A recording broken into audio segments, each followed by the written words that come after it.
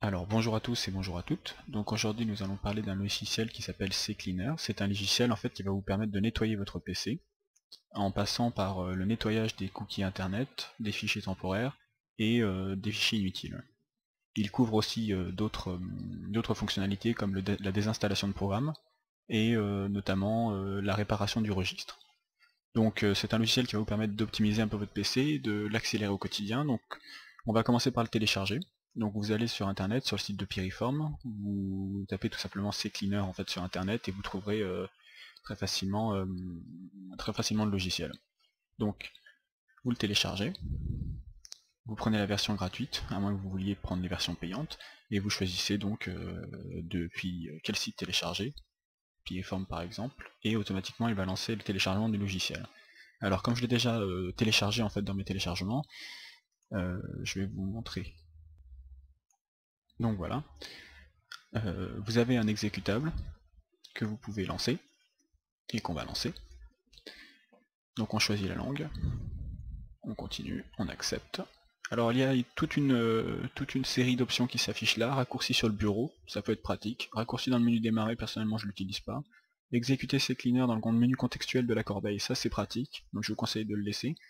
Je vous montrerai, en fait c'est quand vous faites un clic droit sur votre corbeille, vous pouvez lancer directement CCleaner, donc ça vous évite d'avoir à ouvrir le logiciel, à le lancer manuellement, vous le lancez directement avec un clic droit. Voilà, donc le laisser. L'option ouvrir CCleaner, donc ça c'est aussi pour lancer l'application, l'ouvrir en fait. Rechercher des mises à jour automatiques, moi je ne les utilise pas en fait. Donc maintenant vous pouvez lancer l'installation, donc ça se fait très rapidement. Voilà, donc voir les notes de version, on va lancer directement CCleaner. Hop, je vais réduire tout ça pour nous laisser le champ libre. Donc globalement, 4 fonctions que vous pouvez voir ici. Donc sur la gauche, le nettoyeur, le réparateur de registre, l'outil de... Alors il y a plusieurs façons d'utiliser ces outils. Donc pour la désinstallation de programmes, pour gérer les programmes au démarrage, restauration système, effaceur de disque, et les options qui vous permettent notamment de voir les mises à jour et de spécifier un peu plus en fait l'utilisation du logiciel que vous voulez faire. Donc pour commencer par le nettoyeur, vous avez toute une série en fait de fonctionnalités en fait qui produisent des fichiers temporaires et autres, et donc on va pouvoir les supprimer avec. Donc tout ce qui couvre Internet Explorer, l'explorateur Windows, le système, donc je vous conseille de tout laisser comme ça en fait, pour le moment c'est très bien. Après avancer, c'est si vous utilisez le prefetch, c'est-à-dire si votre logiciel, votre Windows, vous avez activé l'indexation pour faire des recherches plus rapides, vous pouvez supprimer les données qui sont inutiles. Ensuite vous avez les applications, donc ça ce sont les autres applications qui sont couvertes. Donc là vous retrouverez Firefox, Google Chrome par exemple, et donc à chaque fois vous avez des options pour nettoyer. Alors par défaut c'est très bien, donc je vous conseille de laisser les choses comme ça, à moins que vous ayez des choses très spécifiques à supprimer, mais normalement ça suffit. Vous pouvez ensuite cliquer sur le bouton analyser, qui va vous estimer la taille à supprimer. Donc là on n'a que 9,18 mégaoctets, mais il faut savoir que j'ai déjà vu des PC sur lesquels je suis intervenu, et il y avait presque 1 giga, 2 gigas de fichiers temporaires et inutiles à supprimer. Moi c'est parce que je le fais assez souvent, donc typiquement la valeur ici en fait est très faible, mais vous pouvez avoir des sommes beaucoup plus mais vous pouvez avoir des tailles beaucoup plus conséquentes. Donc ensuite vous pouvez nettoyer, et là il va supprimer. Donc vous voyez il y a un peu plus qui a été supprimé que ce qui était déclaré, c'est normal, c'était une valeur approximative. Donc voilà pour ce qui est de la partie nettoyage. Donc vous allez voir des gains de place, donc là c'est surtout de la place que vous allez gagner avec le nettoyeur. Le registre, lui, c'est un logiciel, c'est la partie du logiciel qui s'occupe de régler, disons, tous les problèmes au sein de votre système d'exploitation. Par exemple, vous installez un logiciel qui utilise, par exemple, des points doc, pour parler de Microsoft Word, que la plupart des gens connaissent. Si vous désinstallez Microsoft Word, il y a des traces qui vont rester derrière, et ces traces, elles restent dans le système alors qu'elles sont inutiles. Donc, vous pouvez chercher les erreurs. Donc voilà, on parle d'extension de fichiers inutilisés, voilà. Si par exemple, puisqu'en fait Windows retient toutes les extensions qu'il rencontre, alors là il n'y en a qu'un seul, donc c'est un peu un mauvais exemple, mais comme je vous dis, j'utilise assez souvent CCleaner, donc c'est pour ça que j'ai moins de choses que vous, mais ne vous inquiétez pas si vous avez beaucoup de choses, hein. C'est pas un problème, c'est pas grave, ça veut pas dire que votre PC est complètement fichu et qu'il faut le mettre à la poubelle, hein. Donc vous pouvez ensuite corriger les erreurs sélectionnées en bas à droite. Il vous propose de sauvegarder en fait les clés du registre qui vont être supprimées. Généralement CCleaner, il fait très bien les choses, et personnellement je n'enregistre jamais les clés de registre supprimées, puisqu'en fait il ne s'occupe de supprimer que les fichiers inutiles et superflus. Donc je vous conseille de faire non, mais vous pouvez faire oui si vous souhaitez garder des traces. Corriger l'erreur, sachant que si vous en avez plusieurs, ici il y a corriger toutes les erreurs qui vous est proposées. Donc voilà, ça c'est pour nettoyer disons le registre de votre PC. Des installations de programmes. Alors là vous voyez il y a toute une pléthore de programmes qui est installé. Et bien par exemple on peut supprimer un de ces programmes en le désinstallant. Donc ça revient exactement à faire la même chose que panneau de configuration, désinstaller un programme, sauf que c'est peut-être plus rapide, c'est plus tout en un, donc c'est assez pratique. Les programmes de démarrage, alors ça par contre c'est une chose qui est très utile, surtout dans les versions antérieures à Windows Vista. Donc on parle de XP, même dans Vista, ça peut être très utile. Ça vous permet en fait de recenser les programmes qui se lancent au démarrage de votre PC.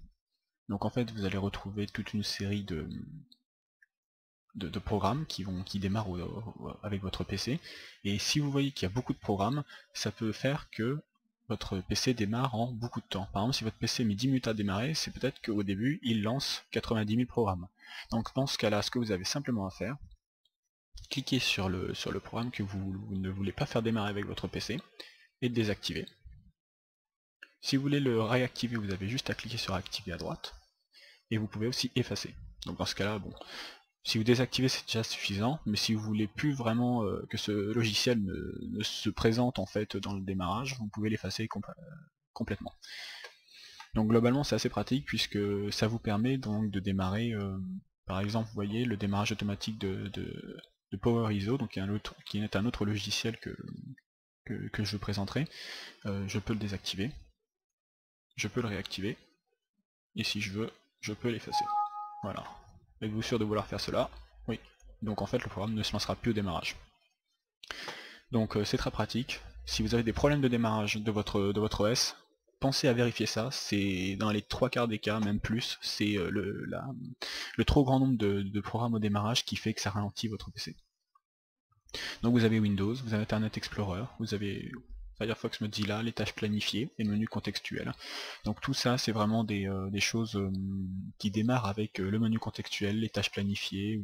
Firefox, quand vous le lancez, par exemple Firefox il va lancer AdBlock+, Firebug, Web Developer, des choses comme ça. Donc vous pouvez les désactiver pour faire démarrer plus rapidement en fait vos applications. Restauration du système, alors ça par contre, c'est pour gérer les points de sauvegarde, du système. Si vous l'utilisez, je vous conseille d'utiliser la restauration au système Windows, non pas parce que celle-ci est mauvaise, mais simplement puisque il vaut mieux rester dans Windows pour gérer les restaurations du système Windows, c'est un conseil. Après, je n'ai jamais eu à utiliser cette fonction-là, mais des retours que j'en ai eu, ça n'apportait pas vraiment grand-chose de les gérer par ici. Donc je vous conseille de rester sur du Windows, surtout que vous trouverez des tutoriels de Windows beaucoup plus facilement que des tutoriels pour CCleaner. Donc effaçage de disque. Donc là ça consiste en fait à effacer l'espace libre, ou tout le lecteur. Donc tout le lecteur, vous allez supprimer tout votre disque dur. Donc ça c'est vraiment à n'utiliser qu'en dernier recours si vous voulez vraiment tout supprimer. Sinon supprimer l'espace libre. En fait, vous allez pouvoir faire un nombre de passages entre 1, 3, 7 et 35 fois. Et en fait, ça consiste à écrire et à retirer, en fait des informations sur votre espace libre. Concrètement, qu'est-ce que ça va faire? Ça va en fait rendre illisibles les fichiers qui étaient supprimés avant, puisque je vais vous montrer aussi dans une vidéo que je vais faire un peu plus tard, qu'on peut récupérer des fichiers supprimés avec un logiciel qui le fait très bien. Donc vous pouvez en fait vous assurer que les gens ont beaucoup plus de mal à retrouver vos informations en faisant des suppressions très complexes ou des choses comme ça, surtout lorsque vous voulez jeter un disque dur. Ne vous contentez pas de supprimer les informations que vous mettez dessus et ne laissez pas votre disque dur dans la rue comme ça, puisque les gens pourront récupérer les informations que vous avez dessus. Donc le meilleur moyen pour vous de vous débarrasser d'un disque dur que vous ne comptez pas réutiliser, si vous voulez le donner à une personne que vous connaissez, à qui vous faites confiance, vous faites une sécurité, vous passez 35 fois sur le lecteur pour être sûr de bien tout supprimer. Si vous comptez le mettre à la poubelle ou des choses comme ça, un conseil, éclatez-le par terre et sautez dessus à pieds joints. Concrètement, c'est comme ça que vous allez rendre le disque dur illisible.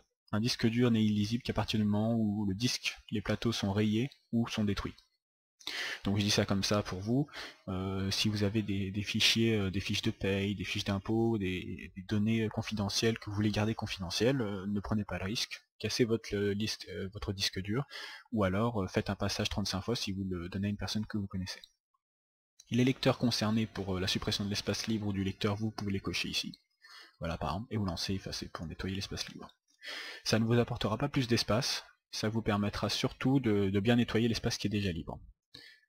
J'insiste bien sur ce point. Et enfin dans les options, vous allez retrouver des paramètres, donc pour la langue, vous pouvez ouvrir, donc là c'est un peu les options qui nous étaient proposées à l'installation. Donc ouvrir avec le menu contextuel de la corbeille, nettoyer automatiquement l'ordinateur au démarrage, donc ça peut un peu le ralentir de nettoyer automatiquement l'ordinateur au démarrage. Donc du coup c'est peut-être pas forcément une chose à faire, mais c'est comme vous le sentez. Si vous aimez bien avoir un PC complètement clean à chaque fois que vous le démarrez, vous pouvez l'utiliser, c'est une très bonne fonction. L'effacement, il peut être normal, sécurisé, donc ça rejoint les 35 tours, donc c'est exactement ce qu'on a vu tout à l'heure. Et ça c'est les lecteurs donc sur lesquels libérer l'espace libre. Pour ce qui est des cookies, vous pouvez spécifier des cookies à garder et à effacer. Donc par exemple si vous avez un cookie d'un réseau social ou de votre adresse de messagerie, vous mettez le cookie dans le cookie à garder, et ça vous permettra de, lorsque CCleaner se lance, qu'il n'efface pas en fait le cookie de votre messagerie. C'est-à-dire que votre messagerie, vous pourrez y accéder avec votre cookie de manière libre et sans avoir à retaper à chaque fois votre mot de passe et votre adresse. Inclure, donc ça inclut des zones spécifiques en fait au nettoyage, donc vous allez inclure des fichiers ou des dossiers pour être nettoyés automatiquement. Exclure à l'inverse, vous allez faire en sorte que des fichiers ne soient jamais nettoyés, ou des dossiers. Et avancer, donc là il s'agit des dernières options. Alors, montrer les détails du résultat du nettoyeur, ça c'est pas forcément très utile. Effacer uniquement les fichiers temporaires de Windows attendent plus de 24 heures, c'est aussi la même chose. Laissez-le cocher tel quel, c'est bien fait comme ça, je pense. Supprimer les fichiers de la corbeille seulement s'ils y sont depuis plus d'un jour.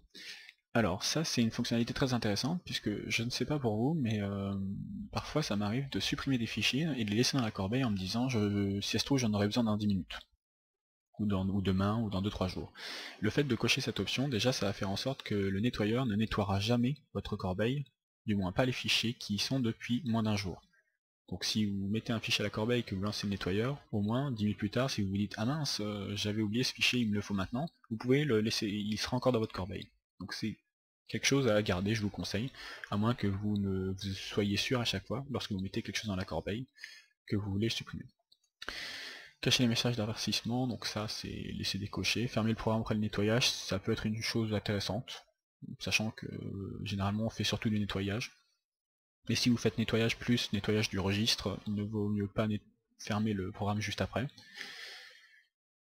Donc demander s'il faut créer une sauvegarde des changements faits au registre, donc vous vous souvenez c'est la boîte de dialogue qu'on a eu tout à l'heure, qui nous proposait de garder une sauvegarde, donc vous pouvez le décocher, ça vous fera gagner du temps.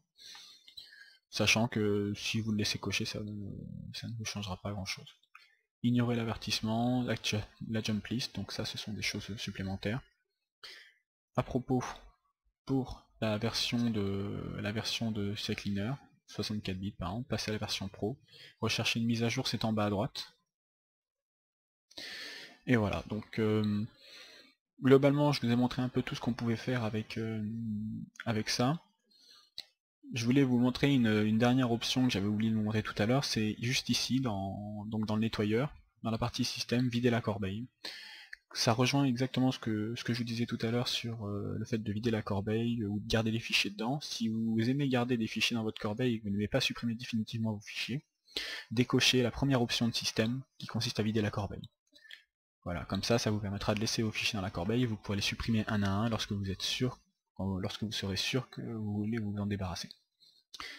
Donc voilà, donc on a fait un peu le tour donc, de CCleaner, donc c'est un logiciel performant qui est rapide. Je vous le conseille pour le nettoyage, c'est un logiciel gratuit contre certains de ses concurrents, qui est très efficace, et pour avoir travaillé dans une société de développement, en tant que développeur et avec des développeurs, c'est un outil qu'on utilise quasiment tout le temps puisqu'il permet de vraiment faire le nettoyage à chaque fois. Donc je vous invite encore une fois donc, à regarder un peu les autres vidéos que je poste, ça pourrait vous intéresser puisque je vous présente des logiciels un peu différents qui pourront peut-être compléter celui-ci. Et je vous souhaite donc une bonne soirée ou une bonne journée, et je vous dis à la prochaine.